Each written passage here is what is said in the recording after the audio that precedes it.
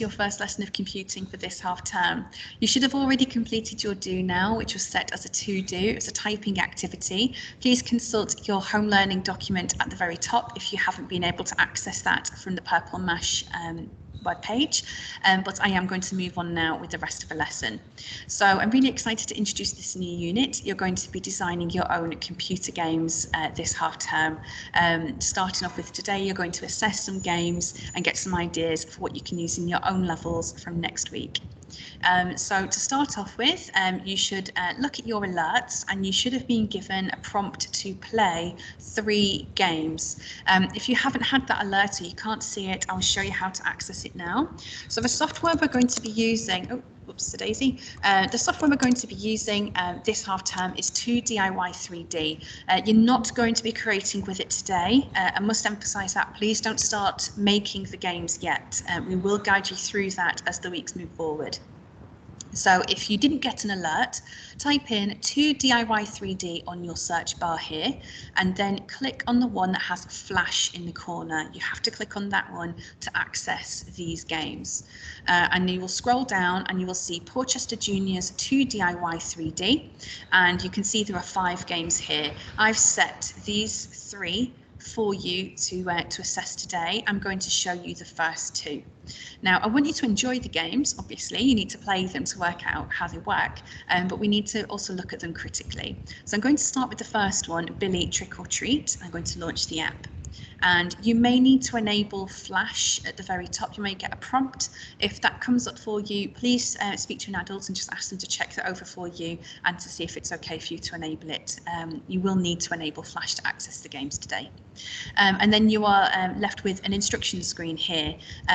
So the game is called Trick or Treat, and we have a list of instructions. Collect the ones and avoid the monsters, and use the arrow keys to move. So have a think now about why that is an important screen to have. Okay, so that is an important screen because I know the objective of the game. I know what I need to do and what I need to avoid, and also what I need to use to actually move around the map. So the arrow keys are the ones that are on your keyboard in the bottom right hand corner, and that is the same for all of the games. We have to navigate around all of the mazes with these arrow keys. So have a look at the instructions now and think about what you like about them and maybe what you would change. Pause the video here while you have a think. Okay, so what I really like about these instructions, I really like the colour scheme with the black and the orange. It adds to the spooky feel. I like how we've got the border of the ghosts spinning round. It makes it look more exciting and more engaging. I do think that maybe checking the spelling would have been quite beneficial, just to make it look a bit more professional, and maybe rethinking the colour scheme of the play button, because using a blue font on a blue background doesn't stand out very clearly. So maybe that would be a very easy change to implement. So I'm going to press play, and that brings me into the game. So we can see that I've got a black background and a star design on the walls. So I think that is to make it feel like it's at night time and it's spooky.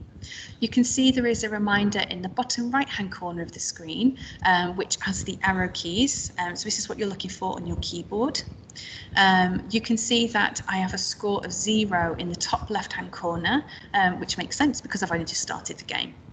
In the middle of the screen, I have 3 icons here, which represent my lives. So I've started the game with 3 lives. You can see here in the top right hand corner that I have a map, which is a bird's eye view of the game. And you can see that these darker lines are the walls of the maze. And I will need to use this map to help me find my way out of the through the maze and collecting the items. Pause the video here, and I want you to see if you can identify how the player is represented on the map, how the baddies are represented on the map, and how the collectibles are represented on the map. See if you can spot them. And press play once you've found them.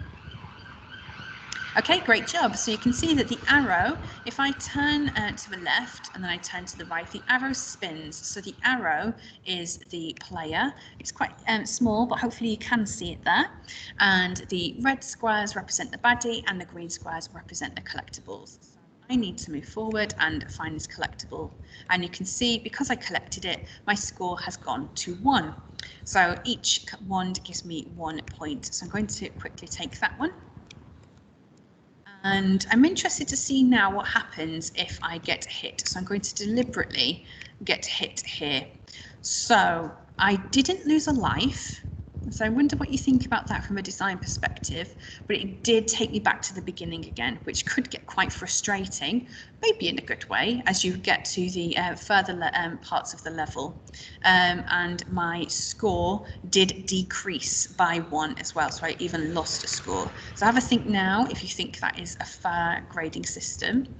Now, I have played this level a few times, and this part is quite tricky to get through without being hit. And as I said before, if a game is too challenging, it might be a little bit off-putting for the player. And especially at the very beginning of the level as well. It might be something for you to think about. Oh dear. With the difficulty of your game. You don't want it to be too difficult straight away, or your player will feel very disillusioned. So I've managed to navigate that part. That was quite easy, considering that's a little bit later on in the game. This bit here, quite straightforward. So the whole level, because you get the idea. I'll just run into another enemy, and I'm back at the beginning again, and I've still got a few collectibles to find. You can also see there is a timer in the background, so it might be interesting to see if you have you could set a challenge for your player as well. So I think I've seen enough of this game now. I understand how that one works, so I'm going to go back. That's fine to exit, and I'm going to try the second game. So when I'm playing the second game, I'm going to think about how it compares to the first one too. So I've got a new instruction screen now. I think the colours on this one do stand out a lot more. Might not be the spookiest colour scheme, but it does. The colours do pop out nicely. So collect the flags and avoid the monsters. Move around the forest with the arrow keys. Hope it doesn't scare you, trick or treat. I really like how the border is moving in this one. I do like the colours on this, and I do like how simple the instructions are. They're very clear, and I really like how they've used language here to keep the player engaged, to hook them in. Hope it doesn't scare you, so you're tantalising the user with, oh, is it going to be a spooky game? I want to play it. As for design changes, obviously the enemies and the collectibles have changed. I'm not sure why we're collecting flags in a spooky game. Maybe that could have been explained if there is a reason for that one. But maybe think about what you would choose instead as a collectible. The enemy, I think, is quite appropriate as a monster for a Halloween game. So when we start up the game, we can see we have some design differences. So we have the stars on the ceiling this time, which I think is quite a nice choice. If we're in a forest, the stars would be above you, over your head, so that seems quite appropriate there. We have the trees, which do look spooky, and the dark ground as well. So we're definitely in the middle of the night. So I'm going to move forward here and get my flag. So I got 1 point for that flag, and you can see only do the enemies move, but the do as well. So at the moment, I'm not having much of a chance to look at the navigating the maze. Oh, that's a bit of a dead end. How much more challenging that makes the game. Is it a good difficulty level, especially for a beginner? I'm going to see what happens if I get hit by an enemy. Okay, so I got moved back to the beginning and I lost a life, but I don't think I lost any points. I didn't lose any points, but I did lose a life. I wonder what happens. I've been tricked. Play again. So with the previous game, I didn't show you the very end of it, but once you collect all the ones, it just asks if you want to play again. So this one is definitely much more difficult because you have to plan your route carefully. So have a think about how that might affect the user, whether you want your game to be similar.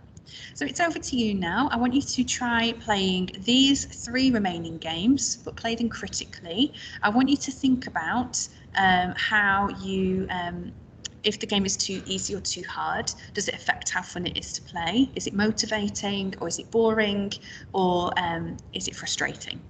Are there any faults with the games? So do you not lose a life on one level when you feel like you should? Are there spelling mistakes? Is there a level where maybe the collectible is trapped and you can't access it? Is it impossible to maybe get to a treasure without losing a life? They are maybe considered faults in your opinion. What scoring system do they use? Do you like it? Do you think it's fair? And what design choices have they made? And do you approve of them? And what would you change? So they all have a spooky theme. Just think about that when you are when you're critiquing them. We're not expecting you to produce any written work for this part, although you might want to make some notes if you feel like, but just have a good think about them. Please pause the video here to give yourself a chance to play these games, and resume the video once you're ready to move on with the second activity.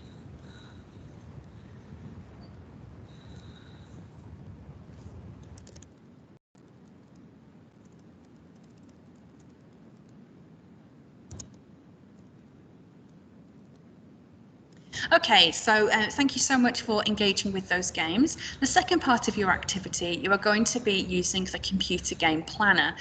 This should also have been set as a to-do in your alerts. If you can't find it, then just simply type in computer game planner in the search bar here and it will bring it up for you.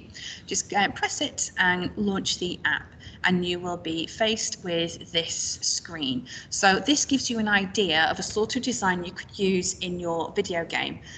So you can see here that we've got a different collectible as a coin. We've got hearts instead of the people as lives. So that could be something you could change.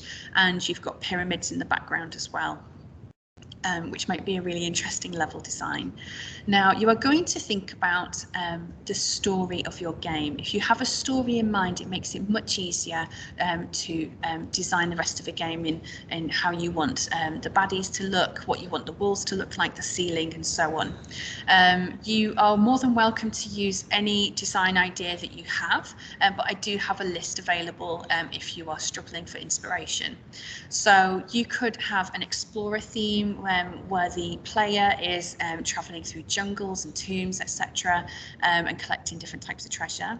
You might have a spooky theme like in the games you've seen already, maybe something related to magic, maybe a space theme, Alex Rider, or an action theme like maybe a spy breaking into a lab or a different building and collecting information. Mythical creatures or in a labyrinth perhaps, maybe a haunted house, maybe based on an animal from their point of view, maybe a squirrel collecting nuts, for example. Maybe, I've just thought as well, I'll upload this, sorry, I'll just change this now. You could have an underwater theme. You could have dinosaurs, avoiding them, maybe like a Jurassic Park style game, maybe based on a book you are reading. Obviously, it depends on the book that you're reading and whether you can make a maze out of it. But if you're reading something that's appropriate, then that'd be really nice to see. The children I taught last year, some of them had a school theme where the user had to avoid, it was like in the Demon Headmaster, where we got these teachers who were patrolling the corridors and so on. So that might be something that you might find fun as well. So whatever idea comes into your mind, as long as it's appropriate for this sort of game and you can turn it into a maze, then feel free to embrace that idea. So once you've got your story in mind, you're going to open up your leaflet, as I've said. So you would click on OK, and you are faced here with your game designer planner. And it looks very blank at the moment. And this has got several pages in it. You're only focused today on this setting the scene box and perhaps these 3 boxes here. You don't need to worry about any of the pages. The great thing about Purple Mash with these activities, if you hover over this on the left-hand side, and it gives you some prompts about what to write. So in your setting the scene box, think about the theme or the story of your game, where will the game be set, and what will be the aim. So then you simply, once you've got your ideas, just type it in here. So if you wanted the idea of an explorer theme, an explorer theme, you are an who is traveling different locations. Because in this game you have the capability of adding more than one level, you may think about here having either level 1 could be easy, level 2 could be medium difficulty, and level 3 could be difficult. Or if you're going with something like an explorer theme, each level could tell a different part of the story. So instead you might want level 1 to be your explorer traveling maybe a rainforest and finding treasure. Level 2 might be a tomb, and level 3 might be going into an ice cave perhaps, and then you can have a lot of fun with different treasures, different enemies, different backgrounds and so on. That's entirely up to you. If you want to plan out those levels and where that could go in terms of the story. If you are struggling for ideas of the theme, there are a few things to help you around here. So if you use these boxes, these are handy for keeping ideas of textures and graphics that you want to include in your game. So you can use, if you click on the picture part of the box, and it brings up these paintbrushes and so on. So you can choose different colours. If you click on the spanner here, it brings up more design tools. If you wanted just a solid green floor, you just click on the paint pot here and maybe green, and you click on the background there. And I might decide that I want some green, lighter green lines going across it. So I'll just put some wiggly lines. Okay, I'm not too happy with that design, so I'm going to erase it. So you just click the rubber in the corner and click OK, and it gets rid of it. What you might find really helpful is at the top, it is quite easy to miss. You've got this icon, it's got a yellow triangle and a tree. If you hover over it, it does say clip art. If you click on this, and it comes up with the images that Purple Mash support from their site. So it comes up with the computer games ready.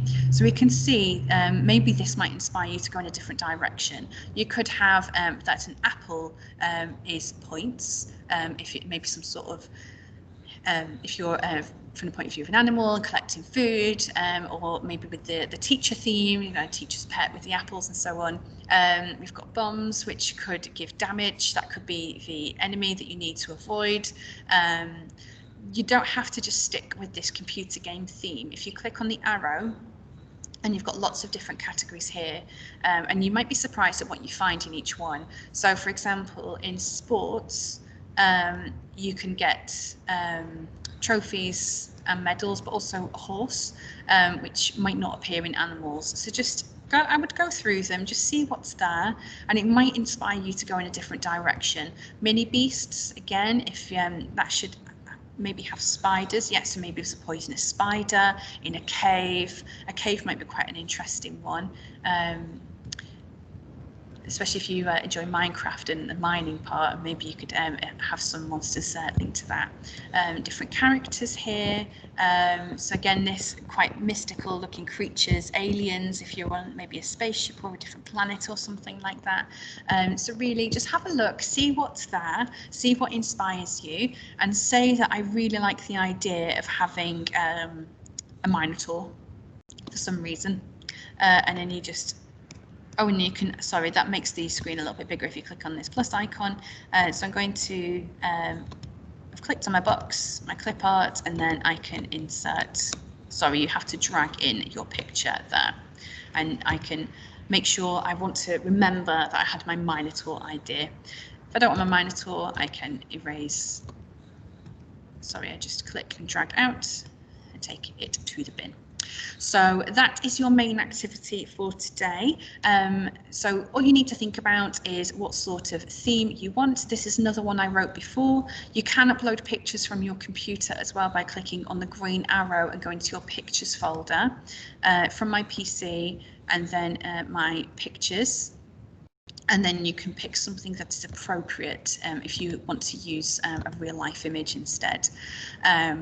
Okay, so I'm going to leave you here. Best of luck with that. I hope you really enjoy this start to this computing unit. I really enjoyed teaching this one last year, and I'm really sure that you're going to have some really amazing ideas. Make sure you do save your work today. Don't worry about completing the rest of the leaflet, and please avoid starting your game until next week when we can guide you through the process.